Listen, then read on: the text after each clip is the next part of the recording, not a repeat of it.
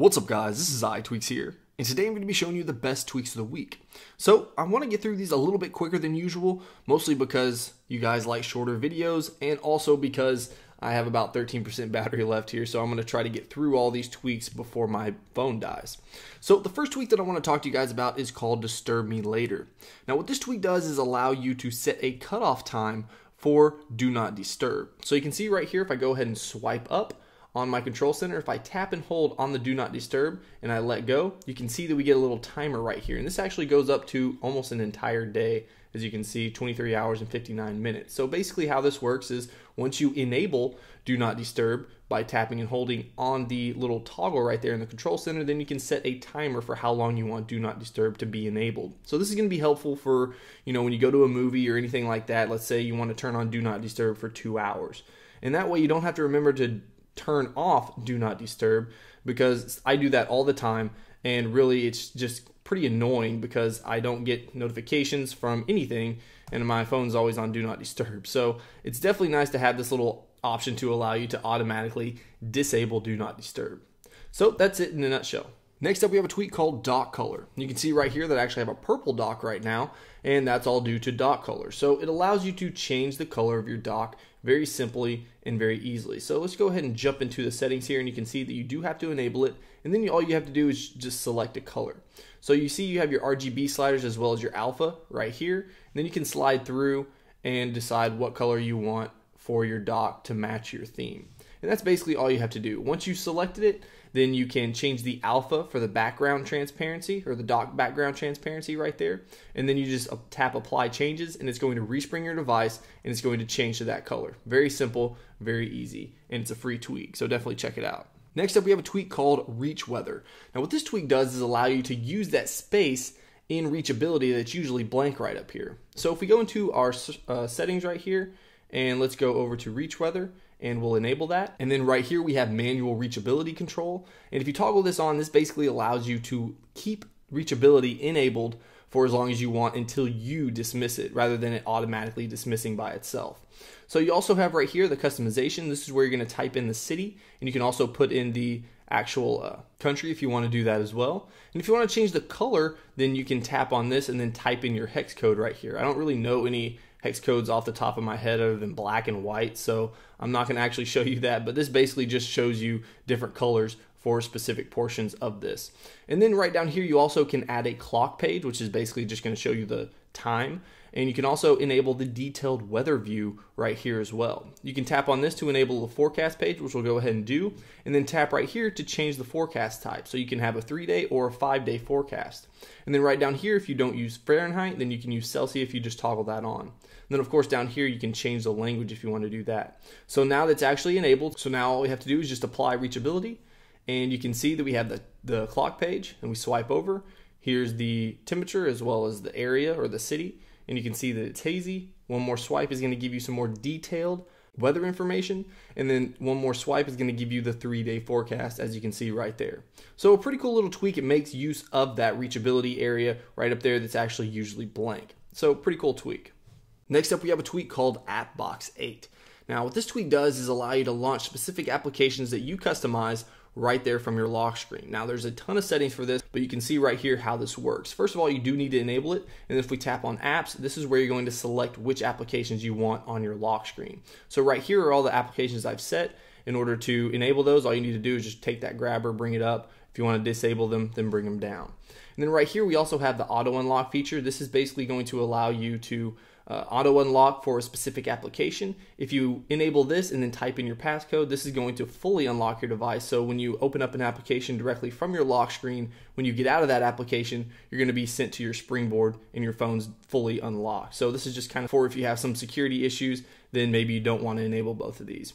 You can also auto unlock notifications as well as auto unlock applications. So let's go ahead and go back here, and let's turn on Do Not Disturb. And then right down here, we also have apps per row, which you can change all the way up to 5 right there. And then right down here you have apps per row and landscape, which you can change up to 7. And right down here you can enable badges, labels, as well as round icons, which I'm going to toggle that off. And then you have opacity and size, which I'm going to leave just because I think it looks good with the default settings. And then you also have open app with long hold, as well as long hold for plugins app only. So basically this allows you to tap on an application to open up the app, and then tap and hold on an application to open up the plugin. And you can mess with these a little bit, and that changes how that works, but that's how I'm going to keep it right now. I'm just going to keep both of these turned off. And then right down here you have sleep timer, which you can change. This is basically going to allow the phone to stay on while you're using the AppBox feature, and you can toggle that on to change the time frame, as you can see, all the way up to never. And you can disable this for app views as well. And the app views is basically the plugins. And then right down here you have app views, which is going to allow you to use these plugins. And you can see that we have playlists for your music, you have contacts for your phone, you also have social and notes. And I'm going to show you some of these and how these work. And if we tap on contacts, you can see what contacts you want to show in your plugin. And then also down here you have compose sheet for messages, byte SMS, as well as mail. So let's jump back here and let's actually just go check this out now, since we have all the settings configured. And then to actually get to your AppBox 8, you just swipe over to the left, just like that. And then here are all your applications. So you can see if we just tap on settings, it's going to scroll up just like that. And then if we hit the home button, we're actually on our springboard. So let's go back here and do this one more time. If we tap and hold on the messages, then you can see that it's actually going to compose a new message right there. So that's just the tap and hold, but if you tap on the messages, then it's obviously just going to open up the application. So this is the app view slash the plugin. That's what these do basically. So that's kind of cool. You also have this for the phone app. So if we tap and hold, it's going to bring up your favorite contacts, and you can scroll through all your contacts actually down there as well. So that's AppBox in a nutshell. If you're a bigger fan of circular icons, then you can just change that up right in the settings as well. Next up, we have a tweak called AnyDrop 3. So you can see right here, if I swipe over, once you install this, you will have AnyDrop application. So if you open that up, it's basically just a file system that you can go through and share specific file types. So if you don't want to just go through the actual files right here and go through var, mobile, all that good stuff, this is basically just like an iFile. Then you can actually just share it directly from the music application if you want to share a music file, or if you want to share a YouTube file, then you can do that right there, a YouTube video. So I'll show you how to do that if we just go into our music and we tap and hold on a music song, not a music song, and we let go. You can see that it's going to allow you to share that. So I can send this to some of my iPhones right there, or I can just tap on messages and send this to a specific person. So let's just say I wanted to send this to Cody. You can see that I've actually sent this a couple times, but all you have to do is just tap send, and then it sends the entire song to that person through messages. Now the cool thing about this is that it doesn't have to be sent to a jailbroken device. This can be sent to a normal unjailbroken device, and it's still going to work. They're still going to get the music file. So if we go ahead and open up our messages, you can see if we just tap on the music right here, we have the entire song feels like a close right there. So you can just send the entire song directly to somebody, and then they can save it.